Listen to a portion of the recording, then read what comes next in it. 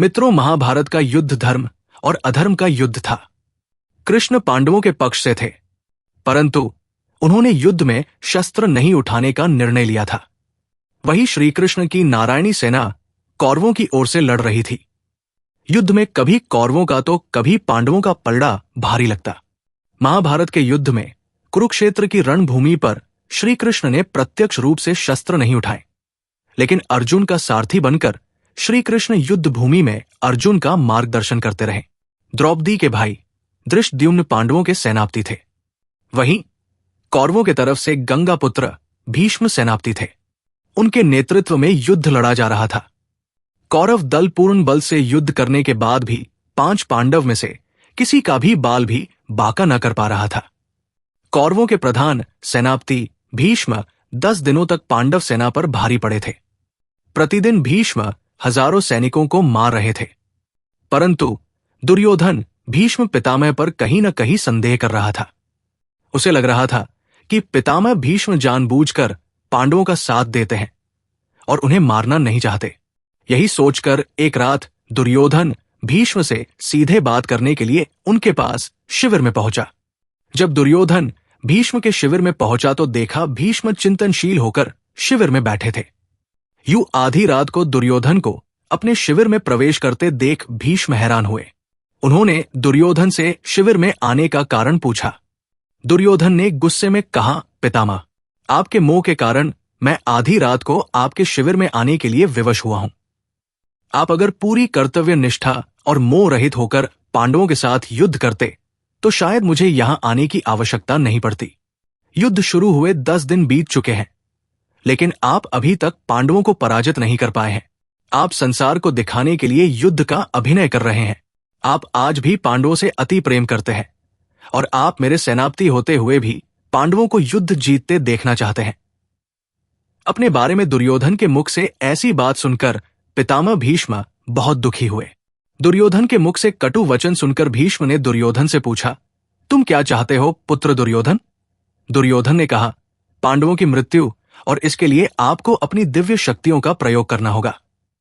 पितामह भीष्म ने अपनी शस्त्र विद्या का प्रयोग करते हुए सोने के 5 अचूक तीर निकाले और इसे अभिमंत्रित करके बोले, दुर्योधन, तुम व्यर्थ में संदेह करते हो। इन बाणों से कोई नहीं बच सकता। कल का दिन युद्ध का अंतिम दिन होगा। एक ही दिन में 5 पांडवों को इन बाणों से समाप्त कर दूंगा। फिर पांडवों के मरते हुए युद्ध का परिणाम तुम्हारे पक्ष में होगा। पितामह भीष्म की बात सुनकर दुर्योधन प्रसन्न हुआ, लेकिन अगले ही क्षण उसके मन में पितामह भीष्म के प्रति संदेह उत्पन्न हो गया। कपटी दुर्योधन भीष्म की बातों को सुनकर प्रसन्न तो हुआ, परंतु अब दुर्योधन को भीष्म की बातों में भी छलकपट दिखने लगे। दुर्योधन ने भीष्म से कहा, पितामह, आपकी योजना बहुत अच्छी है, किंतु मुझे फिर भी संदेह हो रहा है कि आप इतनी जल्दी और आसानी से पांडवों को मारेंगे। हो सकता है आप मोहवश या प्रेमवश उन्हें ना मार पाए। आप इन बाणों को मुझे दे दें। मैं युद्ध भूमि में आपको ये 5 बाण दूंगा और आपको आपके कर्तव्य की याद दिलाऊंगा। तब आप पांडवों का वध मेरे सामने कीजिएगा। दुर्योधन की बात सुनकर पितामह भीष्म ने 5 अभिमंत्रित बाण दुर्योधन को दे दिए। दुर्योधन अपनी संभावित जीत पर बहुत खुश था। वो बाण लेकर अपने शिविर में चला गया। भीष्म के शिविर के पास पहरा दे रहे पांडवों के एक गुप्तचर ने सारी बातें सुन ली। उसने महाराज युधिष्ठिर को आकर सोने के बाण के बारे में सूचना दी। तब भगवान श्री कृष्ण भी वही थे। युधिष्ठिर ने भगवान श्री कृष्ण से कहा, हे गोविंद, पितामह के इन तीरों के प्रतीकार हम कैसे करें? इस बात को सुनकर श्री कृष्ण युधिष्ठिर संग तुंगरथी अर्जुन के शिविर में पहुंचे और अर्जुन को पूरी घटना बताई।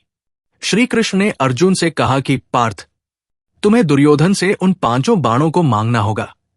श्री कृष्ण की बात सुनकर अर्जुन ने अचंभित होकर पूछा, दुर्योधन भला वो तीर मुझे क्यों देगा?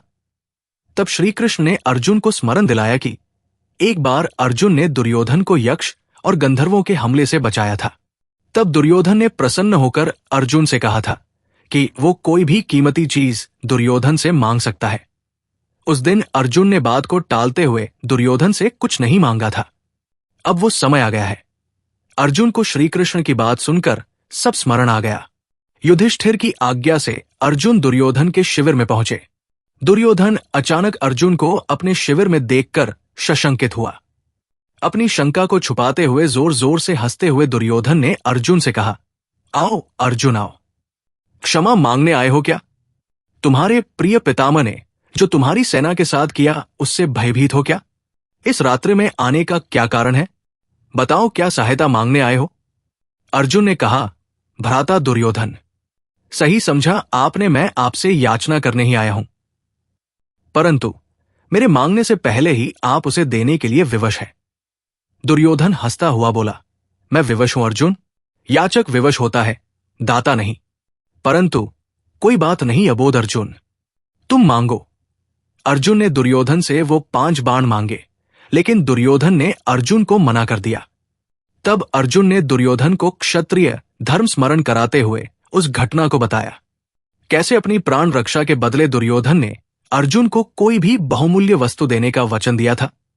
दुर्योधन ने अर्जुन से कहा, तुम कुछ और मांग लो, मैं ये नहीं दे सकता। तब अर्जुन ने कहा, यदि आप अपने वचन को पूरा नहीं करना चाहते तो कोई बात नहीं भ्राता, अब आपके पास कुछ बहुमूल्य है भी तो नहीं जो मांगा जाए। सामर्थ्य के अभाव में आपको पितामह के बाणों की आवश्यकता भी है। ठीक है, मैं चलता हूं। अर्जुन के कटाक्षों से दुविधा में फंसे दुर्योधन ने कहा, रुको अर्जुन, किसके पास सामर्थ्य नहीं है? हम 100 हैं, तुम 5 हो। फिर ना चाहते हुए भी दुर्योधन ने 5 बाण अर्जुन को दे दिए। अर्जुन उन दिव्य बाणों को प्राप्त कर अपने शिविर में आ गए। इस तरह भीष्म से बाण लेने की गलती दुर्योधन पर भारी बहुत पड़ी और पांडवों की मौत टल गई। महाभारत के युद्ध के अंत में पांडवों की जीत हुई।